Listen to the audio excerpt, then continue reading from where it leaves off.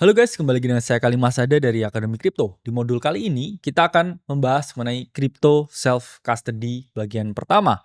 Tutorial menyimpan aset kripto kalian secara aman. Jadi sebelum video ini dimulai, nothing I say is financial advice. Di video kali ini saya juga akan mendemonstrasikan cara untuk melakukan self custody menggunakan cold wallet juga menggunakan hot wallet. Dan kita tidak terafiliasi sama sekali, juga tidak endorse atau promosi terhadap berbagai platform atau hardware atau software yang akan kita gunakan di modul kali ini. Jadi teman-teman harus memahami bahwa cryptocurrency merupakan aset yang memiliki risiko yang sangat tinggi. Pertama, ini saya ingin menekankan ke teman-teman bahwa menyimpan itu lebih penting daripada membeli dan juga memiliki aset. Karena percuma kalau kita merasa kita udah membeli, tapi kita gagal di bagian menyimpannya. Sama aja teman-teman itu asetnya bukan milik kalian. Karena di keadaan yang seperti saat ini ya, keamanan cyber itu adalah hal yang sangat rentah ya. Ada besar sekali potensi hacking, kemudian cyber attack yang mana aset digital ya, saya bilangnya aset digital, teman-teman ini bisa diambil dengan mudah. Kalau teman-teman punya di rumah ya aset ya, emas batangan atau uang tunai dan lain sebagainya, itu butuh yang namanya physical threat. Ya, teman-teman diancam, dirampok rumahnya. Tapi kalau di kripto ini mungkin tidak seperti itu ya. Tapi kalau teman-teman salah menyimpan aset teman-teman, ya itu bisa hilang. Itulah mengapa sangat penting ya teman-teman untuk belajar yang namanya self custody. Karena kalau kita ini lihat ya data dari Chainalysis, di sini ditunjukkan ya bahwa selama tahun 2024 aja ya, bayangkan dalam waktu 1 tahun aja, pencurian aset kripto itu mencapai 2,2 billion US dollar. Yang mana kalau kita rupiahkan ya lebih ya dari 30 triliun rupiah. Dan 90% aset kripto yang sudah dicuri itu tidak bisa kembali. Kecuali kalian itu adalah suatu negara tertentu ya dengan resources yang sangat besar buat tracking semua ya aset digital ya secara forensik dan lain sebagainya untuk melacak ya cyber hacking ya sampai mana itu mungkin bisa. Tapi kalau kalian hanya retail ya wassalam ya. Kalau sampai aset kalian hilang, itulah mengapa penting untuk dilakukan yang namanya self custody. Secara definitif ya, apa sih sebenarnya self custody itu ya? Self custody itu merupakan praktik di mana individu atau entitas untuk memiliki ya kendali penuh atas private key mereka tanpa bergantung pada pihak ketiga seperti exchange atau custodian. Jadi teman-teman di sini harus memahami kalau teman-teman ini ya merupakan seorang pelaku kripto, kalau teman-teman melakukan self custody, teman-teman ini tidak bergantung di pihak ketiga. Apa contohnya pihak ketiga? Ya mungkin exchange, mungkin kustodian, dan juga penyimpan aset digital yang lain. Tapi kita yang ngomongin yang paling mudah itu adalah exchange. Ketika teman-teman menggunakan Indodax, ketika teman-teman menggunakan Thrift, menggunakan toko kripto, menggunakan Pintu dan lain sebagainya, atau exchange-exchange yang lain. Not your keys, not your coin. Ya, teman-teman tidak memegang seed phrase-nya, ya, teman-teman juga tidak memegang private key-nya. Jadi itu seakan-akan milik kalian.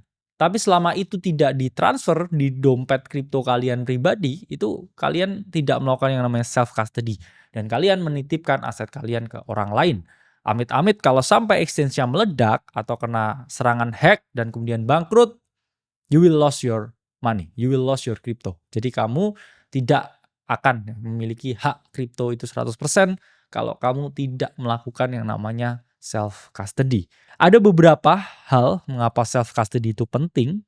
Pertama adalah kebebasan mandiri. Nggak ada orang yang suka bergantung dengan orang lain. Ketika kita memegang aset kita sendiri, berarti kita mandiri. Kita bertanggung jawab atas aset yang kita miliki. Kedua, kita memegang kontrol penuh. Bukan di exchange ya yang bisa kehilangan asetnya, tapi di kita sendiri. Tapi kontrol penuh juga ada disadvantage-nya ya. Kamu berarti harus benar-benar tahu gimana caranya menyimpan. Karena kendalinya di kamu, kontrolnya di kamu.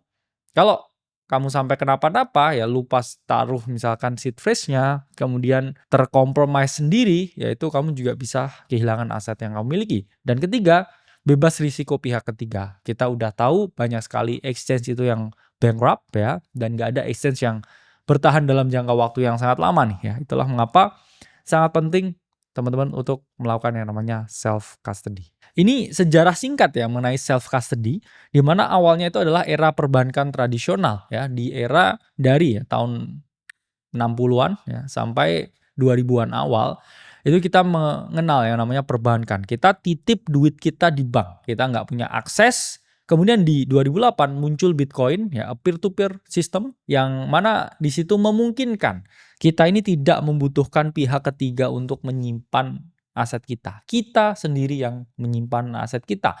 Dan kemudian ya, meledaknya FTX di 2022 itu menyadarkan kita semua, a wake up call bahwa self custody itu merupakan hal yang paling penting dan harus dilakukan ketika kalian menyimpan aset kalian dalam jumlah yang sangat besar di kripto.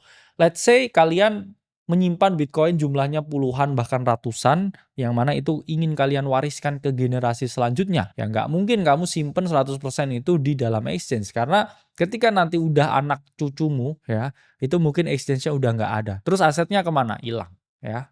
Itulah mengapa sangat penting untuk melakukan self custody, karena ketika kamu self custody your asset, ya itu adalah punyamu 100%. Dan struktur dari kriptografi sendiri, oke, ketika kita membahas konsep self custody, ini dibagi ke dalam dua struktur. Ya, pertama adalah private key atau public key, dan kemudian seed phrase atau mnemonic phrase ya. Dimana di sini ya ini adalah mekanisme dari private key ya. Ini data dari chip SLL, di mana di sini kita bisa melihat ya antara sender dan juga recipient ya. Di sini di tengah-tengahnya ya yang menjembatani antara transaksi, pertukaran data kriptografi. Ini ada yang namanya ya shared secret key ya, atau kita bisa ngomongin sebagai private key, yang mana dia mengautorisasi ya. Dia adalah memvalidasi sebelum terjadinya ya pertukaran data dalam jaringan kriptografi atau jaringan blockchain. Ini adalah contoh ya private key on MetaMask ya. Ini kita udah praktik ya sebelumnya teman-teman, untuk teman-teman ini melakukan ya namanya DEX trading tutorial. Teman-teman harus set up yang namanya wallet ya, wallet MetaMask, dan ini ada private key-nya ya. Jadi di bagian security teman-teman bisa show private key, tapi harus ya input ya passwordnya dulu. Nah, ini adalah bentuk dari private key. Oke. Nah, jadi ini harus disimpan ya secara baik-baik. Oke. Nah, struktur kedua kita mengenal yang namanya seed phrase.